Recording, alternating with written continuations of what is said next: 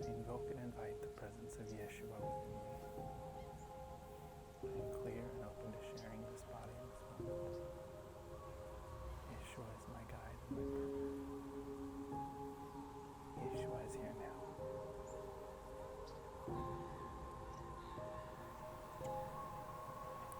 Peace, blessings, and joy, beloved. This is Yeshua. Our channel has asked us to come in and speak about a subject to which we are often addressed, the subject of healing. As many of you know, during my earthly ministry, my karmic journey on the planet with which I am most associated, I practiced healing. I healed many who came to me. But what did I always say to them? Go in peace. Your faith has made you well. That's it. That's the simple message. Your faith has made you well. There are many who have taught that this meant faith in God's power, faith in a higher being than yourself, to come with humility. And of course, this is a component to recognize that there is something so much bigger than yourself, so much greater than yourself. But this attitude of inferiority, this was never something that I taught. This is never something that I intended. It grieves me to see so many grovel and wallow in their unworthiness when there is so much love for your essence, for your being, for your divine soul. This faith bears further definition. Some have seen those stories and interpreted them as humility and being subservient. There is the phrase that whatever you wish to be done will be done. So it is faith in God's will. And it is bringing yourself into alignment with God's will that allows you access to the healing. Unfortunately, this has produced another unfortunate side effect, interpretation of people assuming that if they cannot be healed, if they have asked for healing and it has not come to them, they must be out of alignment with God's will. This is also not true. This is a tiny portion of the bigger picture. Those who came to me for healing and believed they could be healed were already in alignment. They were simply asking for the work of alignment that had already begun in their hearts to be connected, to be completed into the desired outcome. Their hearts were already aligned with Spirit. So many of you, when you ask for healing, what you are really asking for is, please make my body the way I want it to be. Now, this can be very superficial. Please heal me and make me a size 4.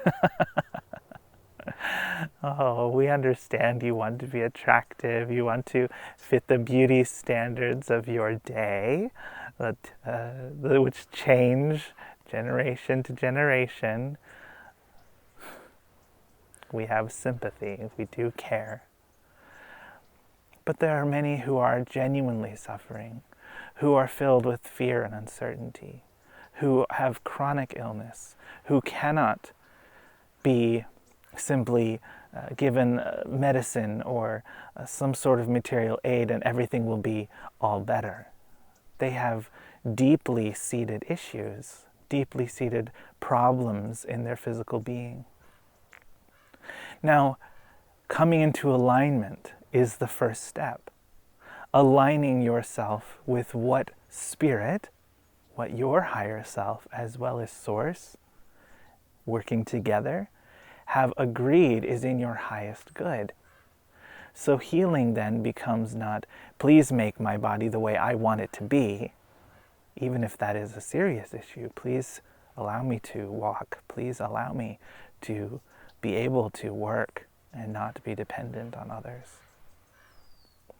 We still have sympathy. We still understand and mourn with you.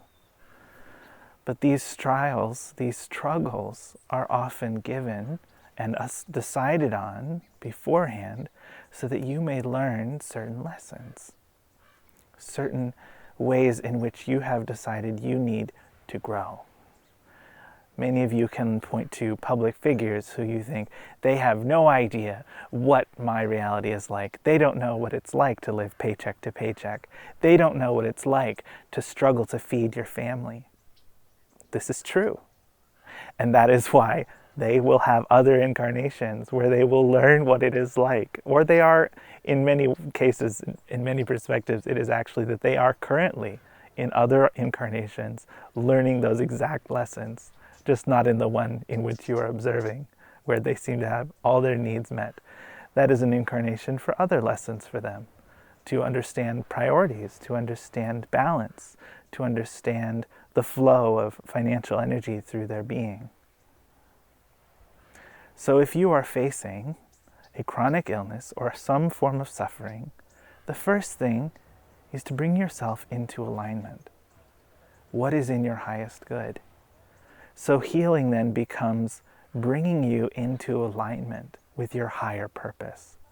For some, healing may even mean passing into the death state physically. That is, please believe me, a legitimate form of healing. If you have completed your karmic journey for this existence, if you have accomplished what you set out to accomplish, you may find healing in releasing the physical being so that you can step into your next chapter. This is growth. This is healing. It is simply hard to perceive that from a material, physical perspective. We understand, and we do, again, have empathy. So once you have brought yourself into alignment, you accept that healing may not mean a removal of the affliction. There is work to be done. What is this affliction here to teach me? What opportunities does it open for me? What opportunities are at your doorstep that you would not have had you not gotten ill or injured or found yourself in this difficult situation? Look for those opportunities, seize them, jump in with both feet. This begins to shift your perspective from, why is this happening to me? Why am I suffering? I shouldn't be in this state. I deserve to be physically well. And it instead becomes, how can I make the most of this situation? How can I benefit the most from the lessons that I have an opportunity to learn? What kind of person do I choose to be in this circumstance? And I will say that when you hit a certain point with certain afflictions, when you have learned those lessons, the affliction no longer serves a purpose and it resolves. Others may find, once they have learned those lessons, there are more to learn. Even this channel has a recurrent physical affliction, which he is learning to make peace with. He has healed it multiple times, and more lessons keep coming forth for him. This is what he decided. This is how he chose to pursue his growth in this incarnation. One day, he may learn all of the lessons attached to this affliction, in which case it will resolve. It will not need to be a part of his essence anymore. It will have served its function. You can then release this with gratitude. Be thankful, even, to the affliction for what it helped you and enabled you to grow and learn. Then there are those who have bitten off more than they can chew. There is more than they can handle in the affliction, more sorrow and more grief, more trauma than they bargained for. Or it is exactly what they bargained for, but then they do not handle it the way they thought they would. They are set back. These sorts of traumas and wounds can even be carried into the next life because you were never able to resolve them, to deal with them, or understand how they incorporate it into your essence. All of this is to say, complete resolution of physical, mental, and emotional affliction is completely possible. But you must make sure you are in alignment with your highest good, which means you accept whatever that outcome may be, even if you are wishing for resolution. You accept that if it continues, it is simply part of your path. There's more for you to learn. This will help you to address those issues in a healthier way. This will help you move forward. If you are in a position where the healing resolves the issue, that meant that you were in alignment with your higher self. And it is not a judgment against you to not be in alignment. It is simply a mark of your growth journey, where you are in that journey. Do not judge yourself for not being able to achieve certain things that you have set your mind to achieve. You are on a journey. If you can learn to love every step of that journey, you will find that the journey becomes easier and that you make progress faster than if you're kicking and screaming the whole time. This is meant to be an encouraging message, and we understand that many of you will have questions, specific questions about yourselves or about loved ones. We encourage you to reach out, to ask this channel. It is why he has started this work with us and sent it out into the internet space for you to receive. We love you. We have so much love and admiration for you who have incarnated, for you have chosen a path of enlightenment and development that is incredibly sacred and very special, unique to each and every one of you. Peace on your journey. May your feet move swiftly along your path. This was Yeshua. Love and light to you.